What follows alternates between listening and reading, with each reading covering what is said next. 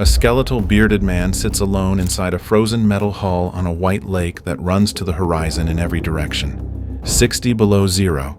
He pulls back his boot and stares at 5 blackened toes. Then he opens a diary and writes what he believes are his last words. A few more days at most. No food left. No working radio. No search is still running. Not one person on Earth believes he is alive. His own wife is planning his funeral. In less than 24 hours, this man will be found alive. He will break a record no downed pilot in Arctic history has ever broken, a record that still stands today.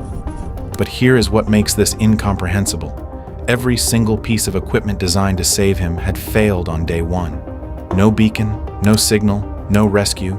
His machine, his food, his body all gone. The world had already buried him. The cold did not kill him. The hunger did not. What nearly finished him was something the temperature had no power over. What keeps a man alive for 58 days at 60 below after everything designed to keep him alive has already failed, and after the world has buried him? February 2nd, 1967. Cambridge Bay in the Canadian Arctic, 8 in the morning. Robert Gauci loads his de Havilland Beaver, a single-engine, high-wing, rugged bush plane, the standard aircraft of the Canadian North. He has been flying them for 20 years. He is one of the most experienced bush pilots in the Northwest Territories. The cargo this morning is 40 pounds of frozen Arctic char in wooden crates, a small bundle of fox furs, and the assorted mail and consumer goods that connect to the small communities of the Arctic. He is flying home. Destination, Yellowknife, where his wife Frances is waiting, roughly 1,000 kilometers south, 6 hours at cruise speed. He has flown the route dozens of times. The Beaver has every navigation and communication aid the Canadian Department of Transport requires. Radio, transmitter, compass, turn and bank indicator, artificial horizons, a crash position indicator that activates impact, 2 separate emergency locator beacons broadcasting on the international distress frequency. He takes off at 8:30. The sky is clear. 30 is below on the ground. 2 hours in, the sky changes. The whiteout arrives the way Arctic whiteouts arrive, not as a wall of weather, but as a slow erasure of the horizon. The land below fades. The sky above fades. The line between them disappears. He switches to the instruments. The turn and bank indicator fails first. The needle drifts off its peg and does not return. He cross-checks against the artificial horizon. The artificial horizon also fails. He cross-checks against the magnetic compass. The compass is spinning. He is in clouds, with no horizons, no instruments, and no references. He is, by definition, lost. He climbs altitude. He throttles back to conserve fuel. His mental calculation gives him perhaps 40 minutes of usable fuel and a single attempt to find a surface beneath the cloud. He keys the radio. He is called Mayday. A voice answers faint, but there. Land at the first frozen surface you can identify. Trigger your rescue beacon. Stand by. We will have you out within a couple of hours. Gauci breaks out of cloud at low altitude over a flat white surface, a frozen lake. He sets the Beaver down cleanly. The aircraft slows and stops intact. For 1 minute, he sits in the cockpit and feels the relief of a man who has done his job correctly. He has flown damaged aircraft to a safe landing. He has called for help. Help is hours away. He reaches for the transmitter to guide them in. The transmitter is dead. The radio is dead. The crash position indicator is dead. The first emergency beacon is dead. The second beacon is dead. The voice that promised to have him out in a couple of hours has no way on Earth to find him. No one knows where he has landed. He is a master pilot sitting in an intact aircraft, on an unknown lake, in a wilderness larger than the United Kingdom, with no functioning piece of communication equipment. He is invisible. In a single morning, the machine and the system, the entire foundation on which his competence rested, have been subtracted. He is a master pilot, with nothing left to pilot and no way to be heard. Can a pilot with no instruments, no radio, and no beacon land blind in the middle of the Arctic and still be found? And what happens when the voice that promised rescue has no way on Earth to reach him? He inventories the cabin. a bolt-action rifle and 20 rounds, a flare gun and 4 flares, waterproof matches, a ballpoint pen and a notebook, an emergency ration kit with roughly 3 pounds of dried meat, hard biscuit, and tea, intended for 48 hours, 2 sleeping bags, a heavy parka, mukluks, fox furs from the cargo, and 40 pounds of frozen Arctic char in 3 wooden crates that he cannot thaw and cannot eat raw without losing more body heat than the calories would replace. He has, by his own calculations, food for 10 days if he eats it carefully. The cold is not a passive backdrop. At 60 below, a boot left against the wrong wall of the fuselage freezes solid by morning. A bare hand on metal does not come away cleanly. A single mismanaged night is not discomfort, it is death. He insulates the fuselage with furs and cargo blankets, hangs a divider from the cockpit doorway, sleeps in both bags at once, melts snow over the spirit stove, measures water in a thermos cap. He does not allow himself to walk further than 30 meters from the aircraft.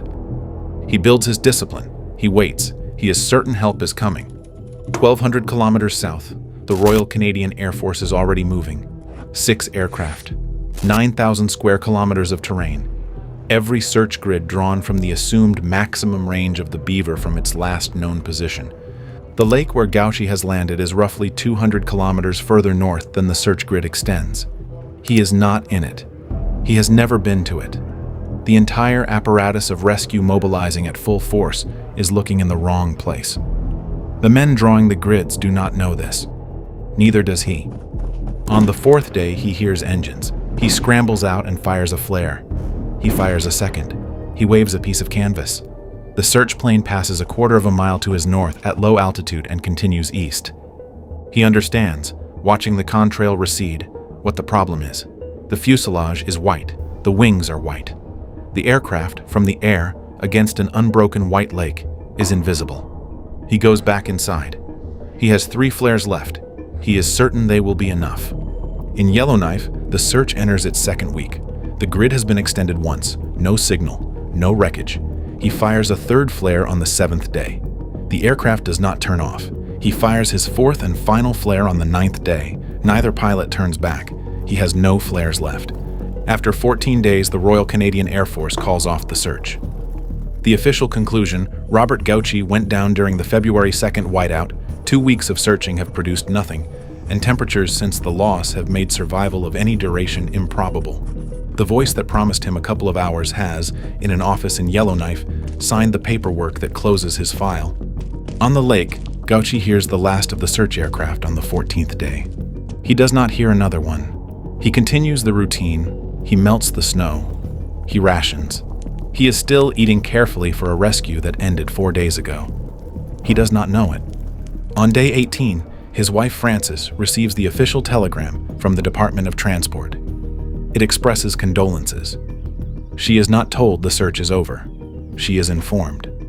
She returns the telegram to the kitchen table. She does not sit down 40 minutes. On the ice, 1,200 kilometers north, he measures his remaining dried meat and calculates how many days it will hold. The rescue has been subtracted. The one external force built to bring him home has quit. He is alive, rationing for a version of events that ended 4 days ago.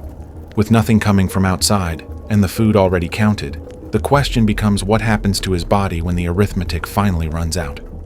How do you stay alive at 60 below on food that runs out in 10 days when the search has already stopped looking? And what does a man do when he fires his last flare and the plane doesn't turn? The ration kit runs out on day 23. He ate the last of the dried meat that morning. He has 3 biscuits, half a tin of dried milk, and a small packet of instant onion soup. He has, in the crates outside, 40 pounds of frozen fish he cannot use. He has tried to thaw it on 3 separate days over the spirit stove with his body heat. The fish is frozen at a depth and density that requires hours of sustained heat to soften, and the spirit of stove fuel is the only thing keeping his water source from freezing solid every night. He cannot afford to spend it on the fish. He eats the biscuits over the next 3 days. On day 26, he eats the dried milk straight from the tin with a teaspoon. On day 28, his evening meal is the inside of the onion soup packet. He empties the dehydrated powder into his palm in 3 portions and licks it. He does not have enough water to make the soup. He does not have enough fuel to make the water. On day 31, he chooses not to eat. He repeats the calculation that night with a pencil stub. A day of dried meat is roughly 900 calories. A night of spirit stove heat keeps the water source from freezing, without which he is dead in 72 hours. The arithmetic does not move. A day without food is cheaper than a day without a stove. He repeats the choice on day 33. On day 35. By day 36, his trousers are loose on the waist. His hands have started to shake. The climb back into the fuselage from the snow takes him twice as long as it did in the first week. In Fort Smith, 3 of Gauchi's friends refuse to accept the search closure. None of them are aviators. None of them have any official standing. They circulate a petition, knock on doors, and raise $4,000 from their small community to hire a private bush operator to search the regions the official grid did not cover. On day 38, the toes on his right foot freeze and do not come back. 2 outer toes go black. The next one goes purple. The toes on his left foot follow over the next 4 days. He keeps a hand axe within reach of his sleeping position. Frozen toes that turn gangrenous kill a man through sepsis within 48 hours. The only field of treatment is amputation. He rehearses the procedure in his head every morning. He keeps the axe close. He does not develop gangrene. The toes stopped hurting somewhere in the 8th week. He inspects them every morning anyway. Private search flies for 19 days. On the 20th day, the operator returns the unused portion of the $4,000 and tells the friends, with the practical certainty of a man who has flown the Arctic in winter for 30 years, that no man can have survived this long at these temperatures. That weekend, Francis Gauchi begins to plan the memorial service. His body is failing. His food is gone. The world has finished grieving and moved to burial. The living man on the ice and the dead man in the official record are now the same person in the eyes of everyone who knows his name. With every physical resource subtracted and the world having buried him, only one frontier is left. The one the cold cannot reach with frostbite and the hunger cannot reach with arithmetic. What happens to a man's mind when every living thing that knew he existed has decided he was already dead and moved on? The wolves arrive on day 41. A single low howl, perhaps 400 meters east, then a second, then a third. By morning, he can see their tracks at the perimeter of his 30-meter circle. He fires the rifle into the air. The wolves move back 200 meters. They return by morning. He counts 7 of them over the next week on large gray timber wolves working with the Arctic barrens in winter. They circle. They wait. They do not approach aircraft. The ravens arrive a day after the wolves. They sit on the wings and on the propeller and watch him through the cockpit windows. He knows what they are. They are the long-range scavengers of the Arctic. They have read his weakening as a fact in the air. They are waiting for him to stop moving long enough that they can begin. He does not fire the rifle again. He has 8 rounds left. He has sleeping bags against the cold. He has discipline and arithmetic against hunger. He has nothing against what the wolves and the ravens have just told him, that in the estimation of everything alive in this wilderness, he is already a carcass. Then, lying in the dark on the 3rd night listening to their circle, something shifts. The Department of Transport does not know he is alive. His wife does not know. His friends who funded the private search do not know. Every institution and every person that should know has concluded otherwise. But the wolves know. The ravens know. They are wrong about the outcome. But in a wilderness with no other witness and no other audience, they are the only living confirmation that he still exists. He gives the largest wolf a name. He keeps it private. He does not write it in the diary. But the wolf is no longer a threat. It is a fellow creature working the same frozen margin between living and dying, surviving on patience and wits the same way he is. Strange company. The only company there is. A single black raven returns to the same point on the propeller every morning for 19 consecutive days. He talks about it. Not because he expects a response, because there is nobody else. On day 53, the wolves do not return. On day 54, the raven is gone. They have moved on, as scavengers do, to faster ends elsewhere. They made their calculation and found a better outcome somewhere else on the barrens. The lake, after they leave, is the most silent thing Robert Gauchi has ever experienced.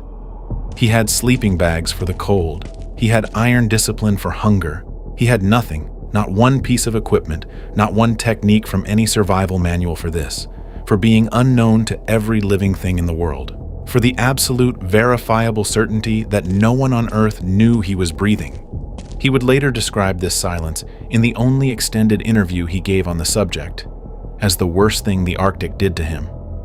Not the cold, not hunger, not the blackened toes, or the weeks without food. The silence. His diary had been logistical for the first 4 weeks of temperature, fuel level, ration count, and wind direction. By day 30, it became reflective. By day 40, prayer. By day 50, a series of letters addressed to his wife and daughter, written without expectation that anyone would ever read them. On day 57, he writes that he expects to die within a few days. He apologizes for the time he spent with his family.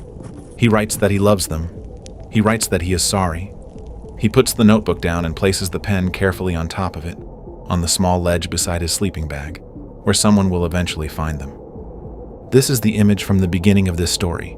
You now know what it costs to arrive at it. 8 weeks of subtraction, one resource at a time. The machine, the contact, the rescue, the food, the body, the company. And now, at last, hope itself. Every resource is at 0. There is nothing left to subtract from him. And yet the next morning, for 58th time, he is still there. What does a man do when even the wolves have moved on and the silence is the worst thing the Arctic has ever done to him? And how do you keep choosing to live when no one on Earth knows you're still breathing? April 1st, 1967, late afternoon, Samandre Lake. In Yellowknife, 1,200 kilometers south, a small bush plane operated by charter pilot Ron Sheardown takes off later than scheduled. Sheardown is flying a passenger named Glenn Stevens to a research site in the far north. The route is not one any of the February search aircraft had flown. The departure is 2 hours behind schedule. The cruise altitude is lower than standard. At approximately 5 o'clock, the sun is dropping toward the horizon at the low, raking angle particular to the high Arctic in April. The route passes within 4 kilometers of the lake. The sun catches the windshield of the Beaver on the ice. A small, bright flash, lasting perhaps a second and a half, registers in the peripheral vision of Glenn Stevens, who is looking out of the right-hand window. He says something to Sheardown. Sheardown banks the aircraft right and begins to descend. The flash repeats. They orbit the lake at 500 feet for a full circuit before they identify what they are looking at. An aircraft intact on the ice. A small, dark figure standing 20 meters from it. The figure waves. He raises a flare gun. He fires 2 flares at the spaced interval of a man who has practiced the gesture for 57 days. Sheardown lands on the ice 300 meters from the Beaver. A thin, bearded man walks toward them across the snow, carrying a small leather suitcase. He is upright. He is calm. Stevens would later describe his demeanor as that of a man waiting for a bus. His first words to another human being in 58 days are a question. He asks, with an even tone and a small smile, "Do the gentlemen have room for a passenger?" Now consider what it actually took for that moment to exist. The departure was late. The route was off every search grid that ever flowed for him. The altitude was lower than the standard. The sun was at one angle, in the 1 hour of the one day, that could throw a reflection off a windshield on a frozen lake. Stevens happened to be looking in the right direction at the right second. Remove any one of those variables from the late departure, the low sun, the passenger at the window, and he is not found. The accident has to be exact. It has almost no margin. And none of it would have mattered at all if a man had not decided 58 times in a row to still be alive when it arrived. Go back through every chapter with that lens. The careful rationing on day 31, when there was nothing left to ration. The axe kept within reach, refusing to let Gangrene take an inch while he still had a choice. The names given to animals that could not answer. Diary entries were written to people who believed he was dead. The daily 30-meter walk around the aircraft in a wilderness that offered no reason whatsoever to believe the walk mattered. None of that was passive waiting. It was the active labor of keeping a living man on that lake until a 1 in 1,000 alignment of a late departure, a low sun, and a passenger looking the right direction could find him. When every tool, every rescue, every comfort, and every hope had been subtracted, the one resource that could not be removed was the daily unwitnessed decision to not be the man who quit on that morning. That is the last tool. It was not in the kit. He weighs 98 pounds on the scale at the Yellowknife Hospital the following morning. He is dehydrated and calorie deficient at a level the hospital does not, in 1967, see outside of textbooks.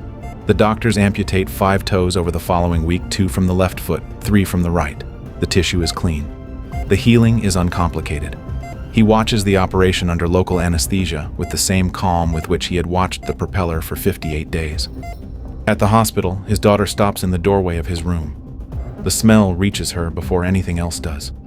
She does not recognize the man in the bed. He says her name. Frances Gauchi is told that evening by a Department of Transport officer who comes to her door. She was taken to Yellowknife the following morning.